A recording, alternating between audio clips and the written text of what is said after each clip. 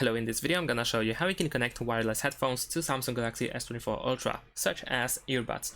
If you have a Bluetooth device such as earbuds or something similar to that you want to connect to Samsung Galaxy S24 Ultra, the first thing that you need to do is go to the settings. So let's go to the settings and then choose connections. Over here you need to make sure that Bluetooth is enabled, but we can also tap on Bluetooth text over here in order to turn it on or off. So if it's off, tap on the slider on the right side at the top.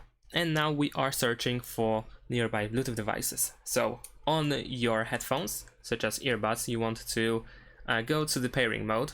Now, of course, there are different methods to enable the pairing mode. It depends on the model of the headphones. But once you are in the pairing mode, you might be able to find it in the available devices. If not, then you might need to press scan over here in the top right corner in order to search for the device one more time, and then you should be able to find it. So now once you find it, you want to press the name and then confirm that you want to pair, and there we go. Now you should be connected. And that's it. Thanks for watching. Leave a like and subscribe to my channel, and see you in my next videos. Bye.